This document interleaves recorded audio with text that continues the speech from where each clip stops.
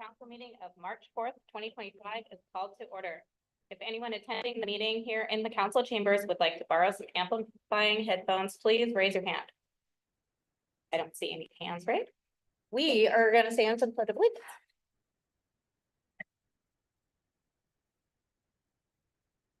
I pledge allegiance to the flag of the United States of America and to the republic for which it stands, one nation, under God, indivisible, soul, liberty and justice for all. Right, Lana, would you please roll call? I will. Councilmember Blush, Here. Councilmember Stearns, Here. Councilmember Gilmore, Here. Marinesco is absent this evening. Deputy Mayor Sherman. Here. Councilmember Sapp. Here. And Councilmember Gutierrez. Here. Is there a motion to excuse the mayor? Motion, we excuse Mayor Nisco from the meeting this evening. Second. All in favor? Aye. All opposed? All right, he's excused. Motion carries. Does the council have any late changes to the agenda? All right, do we have any council members with board reports to share? We're gonna cruise right through this again. All right. Is there a motion to approve the consent agenda as published? Move to approve the consent agenda as published. Second. All right, we have a motion and a second to approve the consent agenda as published. All in favor, say aye. Aye. All opposed? Motion carries.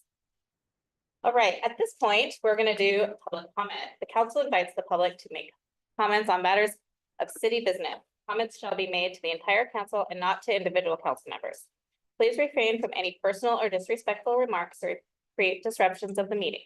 If unreasonably disruptive conduct continues, you will be asked to leave the meeting. Donna, do we have anyone signed up to make general public comment? Yes, we do. We have Dean Jewett. Right. Dean Jewett, lifelong Mason County resident, appreciate to be here. I want to talk about, and there may be an article coming out, and you probably have all seen, either good, bad, or otherwise. The Mason County cleanup crew that we started cleaning up the yacht club, that whole area along there. Apparently, we stirred up a little bit of a hornet's nest with the DOT, but we were able to work that out. We've got a lot of good people from different walks of life that are up there, business owners, concerned citizens, recovery cafe members, homeless people. It's probably a unique situation, and it's a very loose group. And it was fairly tense the first time we actually had a meeting with everybody. But when we all have a common goal, it's pretty amazing what you can actually get done. So far, there's been about 25,000 pounds of garbage removed from the top of that hill. And there's probably still that much, if not more, left. You already heard all my speech on, how much human waste goes into open bay. But when we also, have all these needles. And so I don't know if there's a needle exchange in Shelton. I don't know where all these needles are coming from. I talked to the county and talked to Dave Wyndham this morning. My partner, he's got three containers of it. I've got 3 containers of them. It's amazing. I understand that they want to do an exchange. They don't just want to have people using a dirty needle. But when you leave these in the environment, then all you're doing is transferring that danger to somebody else. People that like to go outside, kids in playgrounds, all those type of things. And there's probably more than we didn't see, but it was fairly astronomical. The next place that we're going to be hitting is the yacht club and the property that they own down alongside the tracks that you can't see. Been in contact with the yacht club board president. Also with Alicia with Recovery Cafe, so she can do the trespass letters, right? Give them the notice, offer services, and then we'll go up there and we'll clean that whole area out. And then it'll be a no trespassing zone.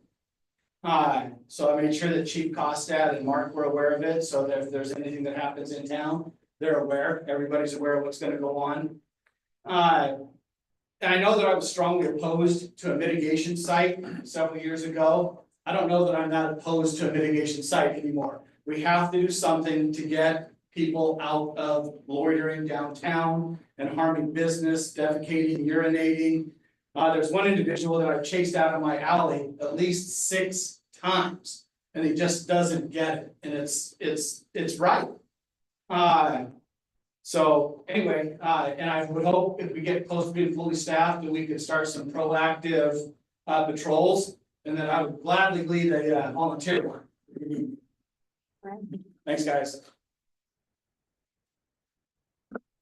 That's all we have, Deputy Mayor. All right. So on to our business agenda. Our first business item is a resolution about annexing some vacant land. Senior Planner Jason Dose has the details. Thank you, Mayor, members of the council. Pretty straightforward request tonight. We have a property owner with 2.5 acres located up on Capitol Hill. Vacant land just north of city limits on the north side of Chestnut Street. There, what we have before you is a notice of intent. It's part of the required legal process set by the state. Notice of intent to annex.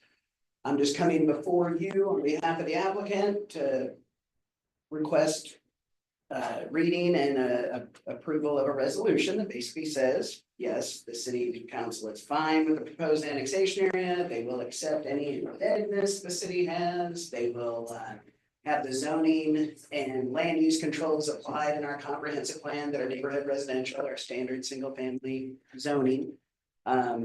And I'm looking to have that placed on your March 18th agenda, should you see fit.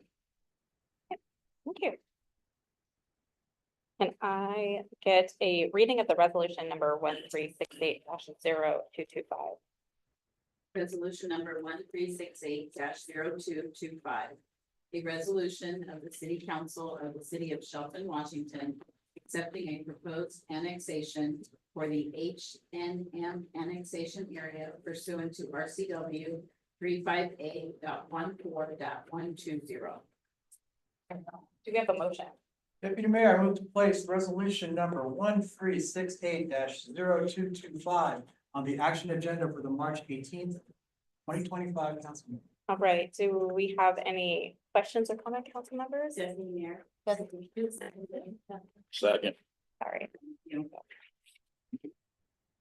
Anyone have questions or comments on this one? Guess I have a quick question, which is, do we know what the goal is with this land? Is it gonna be a new development? Is somebody just wanting to work? We don't have any applications as of yet, but it's my understanding they will be applying for some sort of either short plat or subdivision of the property in the future. Awesome. And again, zone neighborhood residential, right, Jason? Yeah. Is that all? All right, we have a motion in a second to place resolution number 1368-0225 on the action agenda for March 18th, 2025 council meeting. All in favor, say aye. Aye. All opposed? Motion carries. All right. Next up, we have designated crisis responder contracts from the city manager. Has more information on that. Yeah, thank you, Deputy Mayor, Council. I'm pleased to once again bring you a contract, and it's actually 2 contracts, one with Olympic Health and Recovery Services for the actual placement of the DCR.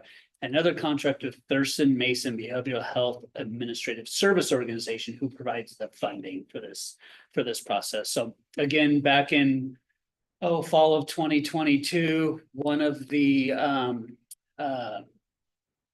missions or goals of the homeless task force was to embed a designated crisis responder within the city of Shelton, particularly with the Shelton Police Department.